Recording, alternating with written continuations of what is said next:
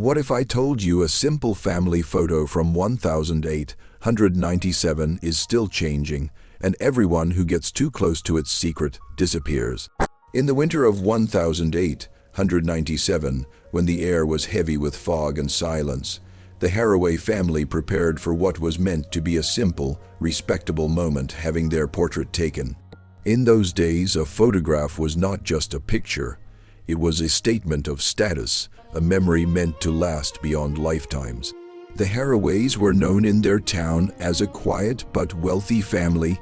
Their large countryside estate stood far from neighbors, surrounded by tall trees that blocked sunlight even during the brightest hours of the day. Locals often whispered about the house, though no one could ever clearly explain why it felt wrong. On the day of the photograph, the house was unusually still. Edward Collins, the photographer, arrived just before noon. He had traveled miles with his heavy equipment, wooden tripod, large camera, and glass plates carefully packed in a leather case. As he approached the house, he later recalled feeling a strange sense of unease, though he couldn't explain it at the time. The front door opened before he could knock. Mrs. Harroway stood there, pale but composed, her hands folded tightly as if she were trying to hide a nervous tremble. She greeted him politely and led him inside without much conversation. The hallway was long and dim, with portraits lining the walls, old family members, all staring forward with serious expressions. Edward noticed something odd. Every painting seemed slightly tilted. He brushed it off as carelessness and followed her into the main sitting room, where the photograph would be taken. The room was large, with heavy curtains drawn halfway across the windows, letting in only thin lines of pale light. A fire crackled quietly in the corner, though it did little to warm the space. Mr. Harroway sat stiffly in a chair, already dressed for the portrait. He barely acknowledged Edward, giving only a short nod. The two children, a boy and a girl, sat close together on a small bench.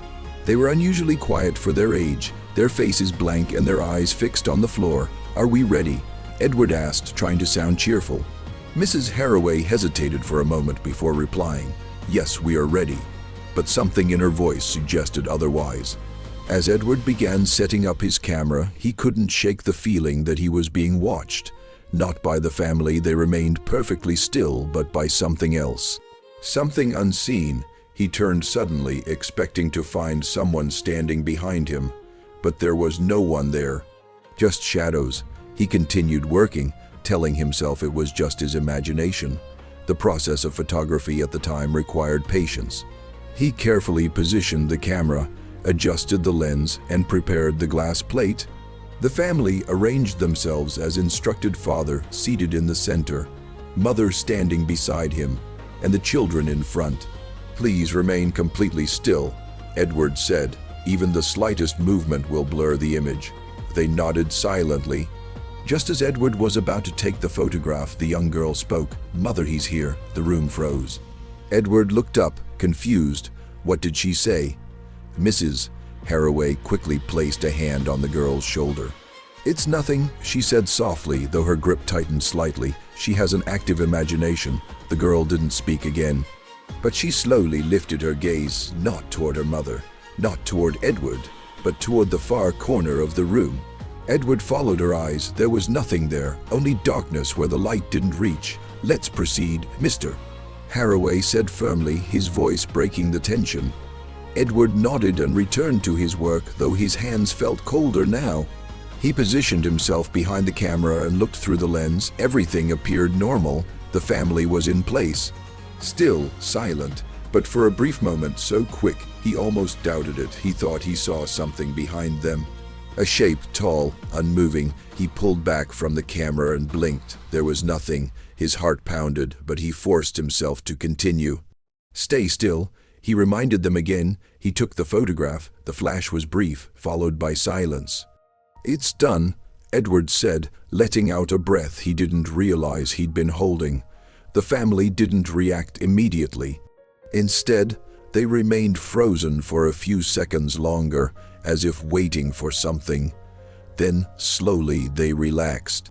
Edward packed his equipment quickly, eager to leave. As he stepped out of the room, he felt that same sensation again, that he wasn't alone. Just before exiting, he glanced back one last time. For a split second, he thought he saw a figure standing behind the family. But when he blinked, it was gone. Days later, Edward developed the photograph. At first, everything seemed perfect. The lighting, the positioning, it was one of his finest works until he looked closer. There, behind the Harroway family, partially hidden in shadow, was a fifth figure. Tall, thin, unfamiliar. Its face blurred in a way that didn't match the rest of the image. Edward's hands trembled as he examined it again and again. He was certain, absolutely certain, that no one else had been in that room. He had seen only 4 people. And yet, the photograph showed 5. He tried to convince himself it was a mistake, a flaw in the glass plate, a trick of light, but deep down he knew the truth. This was no accident, and whatever had appeared in that photograph had been there all along. The photograph was taken on a cold afternoon in 1897. By the next morning, something felt wrong. It began with silence.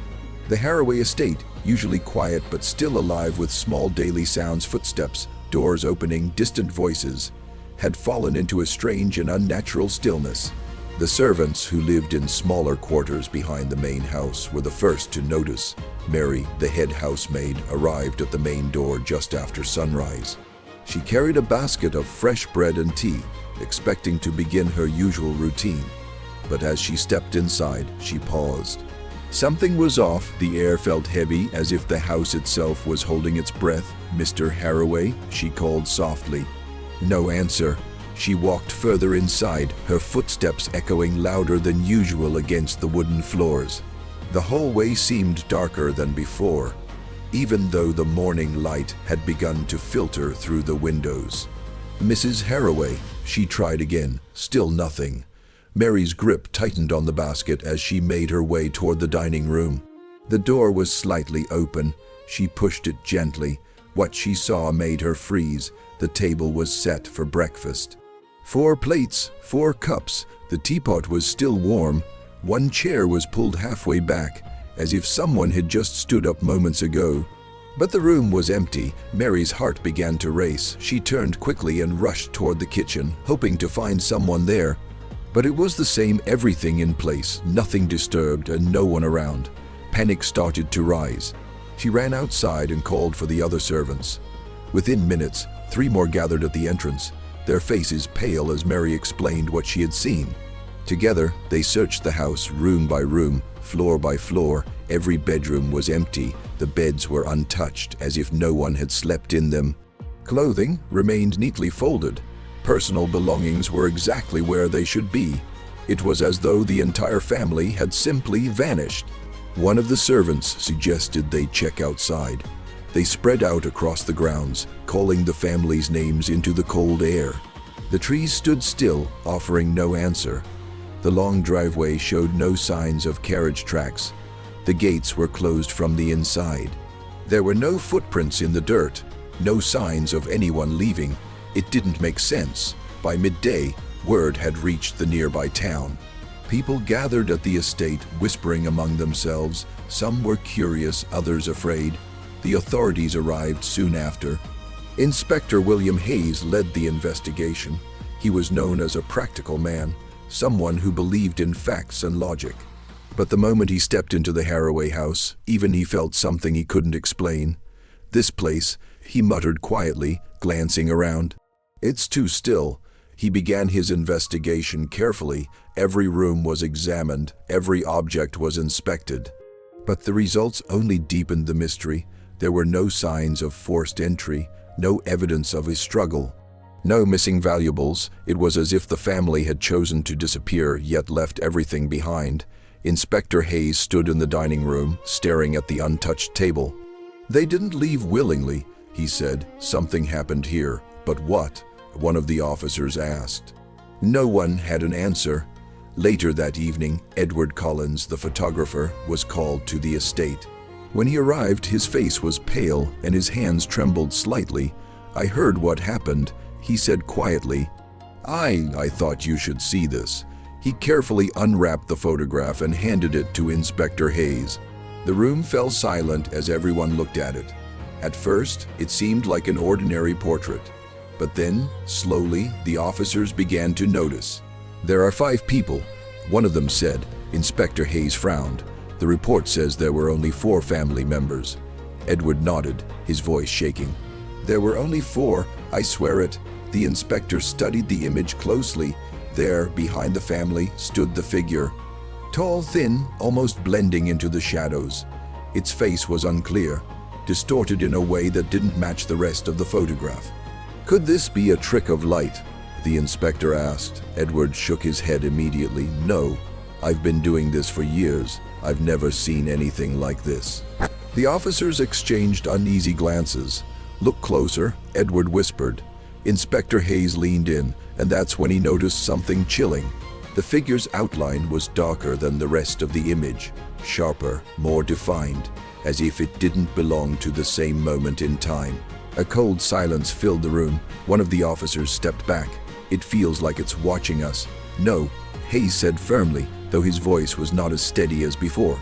"We're not jumping to conclusions. This is just a photograph." But even he couldn't ignore what he was seeing. As the investigation continued over the next few days, strange rumors began to spread. Some villagers claimed they had seen lights flickering inside the house at night, even though no one was there. Others said they heard faint footsteps echoing through the empty halls. A few even claimed to have seen a figure standing at the upstairs window watching the grounds below. But whenever anyone got close, it disappeared. Inspector Hayes dismissed these stories as fear and imagination. Still, he couldn't shake the feeling that something was terribly wrong. On the 3rd day, he returned to the photograph. He stared at it for a long time, studying every detail, and then he noticed something new, something that made his blood run cold. The figure had changed. It was no longer as faint as before. Its shape was clearer, closer, standing just a little nearer to the family than it had been before.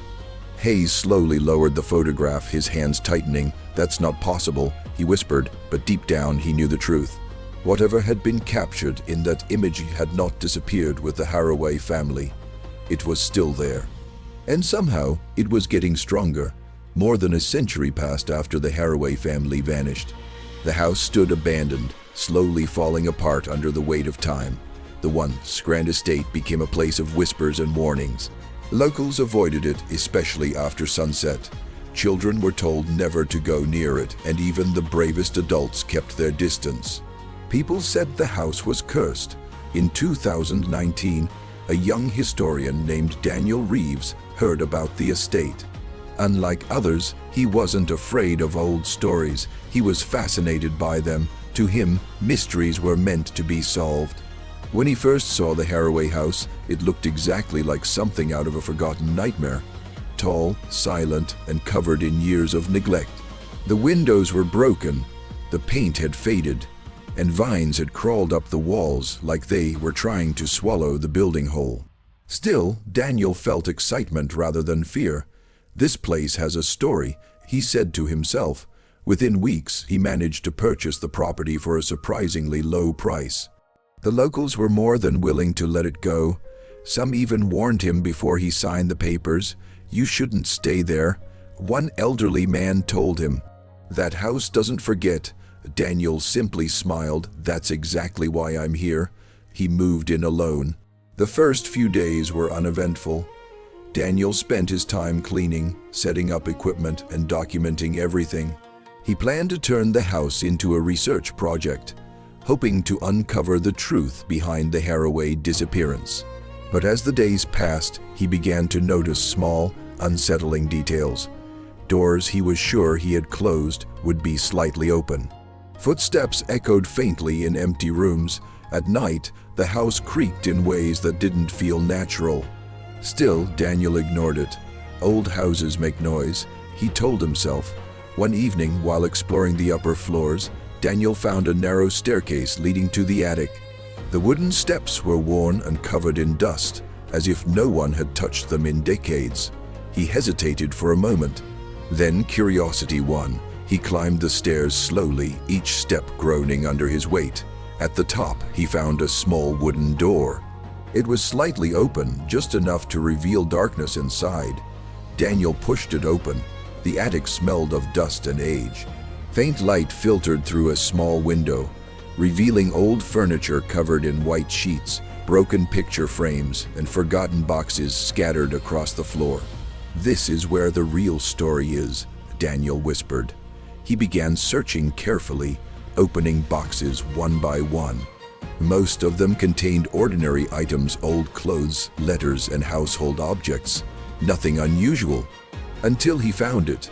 In the far corner of the attic, partially hidden under a pile of torn fabric, was a small wooden chest. It looked older than everything else, its surface scratched and worn. Daniel knelt down and brushed off the dust. For some reason, his hands felt cold. He opened the chest slowly. Inside, wrapped in fragile cloth, was a single photograph. The 1897 Harroway family portrait. Daniel's heart skipped a beat. "This is it," he murmured. He carefully lifted the photograph, examining it under the dim light. At first, it looked exactly as described in old records. The family posed formally, their expression serious and still. But then he noticed it, the fifth figure. Even without knowing the story, it was impossible to ignore. The tall, shadowy shape stood behind the family, partially hidden but clearly present. "That's strange," Daniel said quietly. He took the photograph downstairs and placed it on his desk. Using his camera and computer, he scanned the image to study it more closely. At first, everything appeared the same, but when he zoomed in, his breath caught in his throat. The figure was not where it was supposed to be. According to the historical descriptions, it had been standing further back, almost blending into the shadows. Now it was closer, much closer. It stood directly behind Mrs. Harroway, its dark outline stretching over her shoulder like a shadow that didn't belong. Daniel leaned back, his mind racing. "That's not possible," he said. He quickly pulled up archived notes and sketches of the original photograph. They all showed the figure in a different position further away, less defined, but the image on his screen told a different story.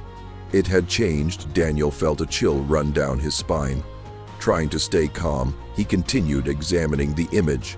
He zoomed in further, focusing on the figure's face. It was still blurred, but not completely. There was something there, something faint but visible. Eyes, dark, hollow eyes, and they seemed to be looking directly at him. Daniel quickly pulled away from the screen, his heart pounding. "This doesn't make any sense," he whispered. The room suddenly felt colder. For a moment, he thought he heard something behind him. A soft sound, like a footstep. He turned around quickly. No one was there. The house was silent. Daniel stood still, listening carefully. Nothing. He let out a nervous breath and turned back to the screen. The photograph remained unchanged. But the feeling didn't go away. That night, Daniel couldn't sleep. He kept thinking about the image, about the figure moving closer, about the eyes. Around midnight, he finally got up and returned to his desk. "I need to understand this," he said. He began researching the Harroway family in more detail, digging through online archives, old newspapers, and historical records. Hours passed. Then, finally, he found something. A record that had been mostly ignored. It mentioned a fifth member of the family, a daughter. Her name was Eleanor Harroway. Daniel leaned closer to the screen, reading every word carefully. Eleanor had died just months before the photograph was taken. Her death was described as an accident. A fall down the stairs, but something about the report felt incomplete, like part of the story was missing. Daniel stared at the photograph again.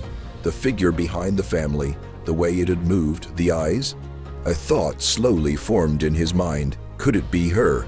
He whispered, but deep down he wasn't convinced. Something about the figure felt too wrong, not like a child, not like something that belonged to the family. Daniel sat back, his expression tense. "I think I just found the beginning," he said quietly. Outside, the wind picked up, rattling the old windows. And somewhere inside the house, a floorboard creaked, as if something had just taken a step. Daniel didn't sleep that night.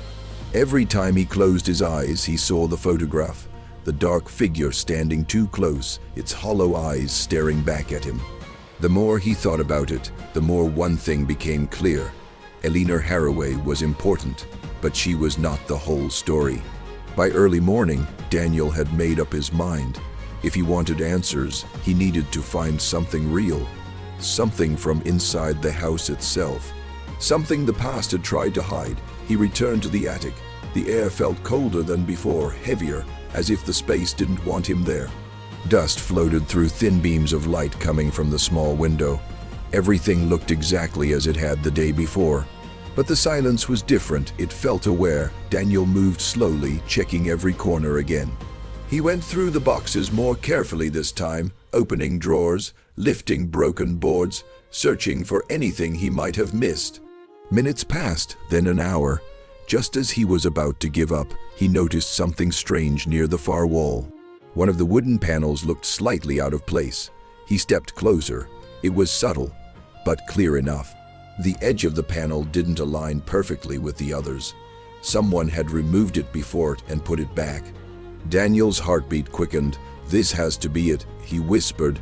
He reached out and pressed against the panel. It didn't move at first. He pushed harder. With a soft cracking sound, the wood shifted.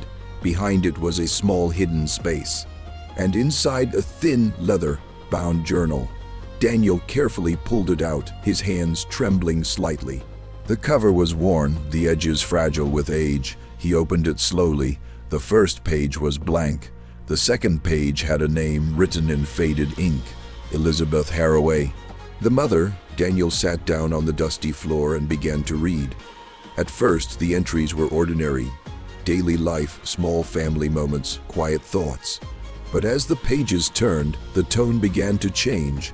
The writing became uneven, rushed, fearful. One entry caught his attention immediately.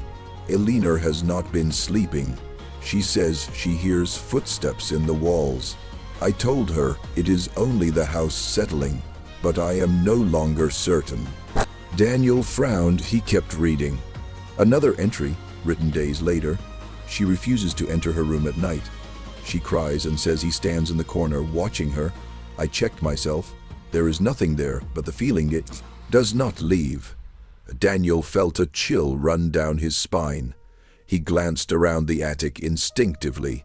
Still nothing. But the silence pressed in harder. He looked back at the journal. The entries grew darker. Eleanor drew him again today, the same tall figure, always the same, long arms, no face, only shadow. She says he smiles at her when the lights are gone. Daniel swallowed hard. The description matched the figure in the photograph perfectly. Page after page, the fear grew stronger. The mother's words became desperate. "My husband says we must not encourage her imagination, but I see the way she looks at the corners of this house. She is not pretending." Then came the entry that made Daniel stop breathing for a moment. "Tonight, I heard it too." The sentence stood alone. Underneath it, written in shakier handwriting, footsteps, not from above, not from below, but inside the walls. Daniel slowly closed the journal for a second, his mind racing. A loud creak echoed somewhere in the house. He looked up sharply. "Hello." He called out. No response. Just silence. He waited. Nothing. After a few seconds, he forced himself to continue reading. The final pages of the journal were the most disturbing. Eleanor says he speaks to her now. He tells her she will never be alone again. He tells her he has always been here. Daniel's chest tightened. Then the last full entry: "We should leave this house. I feel it watching us. Not just Eleanor, all of us. My husband refuses. He says we are safe. But I know we are not." The next page was different. The handwriting was rushed, almost unreadable. "Eleanor fell tonight. They say it was an accident, but I heard her scream before the fall, and something else, something that did not sound human." Daniel's hands trembled. He turned to the final page. There was only one sentence: "We should not have taken the photograph. He wanted to be seen." Daniel stared at the words, unable to move. The room felt colder, the air heavier. Slowly, he lifted his head. For a brief moment, he thought he saw something move in the corner of the attic. A shadow, tall, unnatural. He blinked. It was gone. Daniel quickly stood up, his heart pounding. "No, this is just in my head," he muttered. But deep down, he didn't believe that anymore. He grabbed the journal and hurried downstairs, trying to put distance between himself and the attic. Back in his study, he placed the journal next to the photograph, side by side, the past and the present. The story was finally coming together. Elinor had seen something no one else believed, something that had been in the house long before the family. And somehow it had found a way to appear in the photograph. Daniel looked closely at the image again. At the figure, at the way it stood behind the family, watching, waiting. "It's not her," Daniel whispered. "That thing isn't Elinor." A cold realization settled over him. Elinor hadn't brought it into the house. She had only been the first to see it. And now Daniel slowly leaned closer to the screen. The figure's blurred face seemed slightly clearer than before, almost forming a shape, almost smiling. Daniel's breath caught, because this time it didn't feel like the figure was just part of a photograph. It felt like it was aware of him, watching him, and somewhere deep inside the house, a slow, deliberate footstep echoed, closer than before. By the time night fell, Daniel Reeves knew one thing for certain. He was no longer dealing with history. He was dealing with something alive. The journal lay open on his desk, its fragile pages trembling slightly in the cold air. Beside it, the photograph glowed faintly on his computer screen. The image that had once been still and silent now felt different. Watching, Daniel rubbed his tired eyes and leaned back in his chair. He hadn't slept in over a day, but exhaustion couldn't overpower the fear growing inside him. "It moves," he whispered. The figure in the photograph had changed before. It had moved closer. It had become clearer. And now Daniel was certain it was still changing. "I need proof," he said quietly, trying to steady his voice. He turned back to his computer and began enhancing the image using advanced software. He adjusted the brightness, sharpened the edges, and focused on the figure's face. At first, nothing happened. Then, slowly, the blur began to shift. Daniel leaned closer, his heart pounding loudly in his chest. "No," he breathed. The face wasn't empty, it was forming. A pale outline appeared first, then darker shapes beneath it.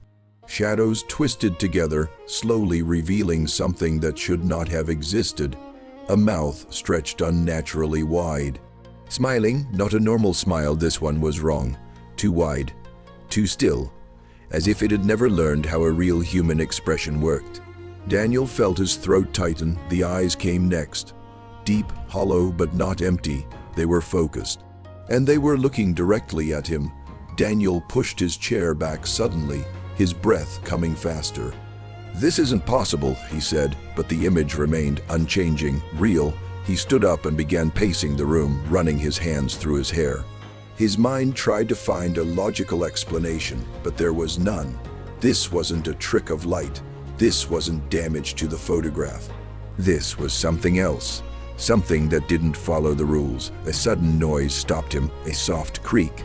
Right behind him, Daniel froze. Slowly, he turned around. The room was empty, but the door, he was certain he had closed it, was now slightly open. A thin line of darkness stretched across the floor. Daniel swallowed hard. "Hello?" he called out. No answer. He took a cautious step forward, then another.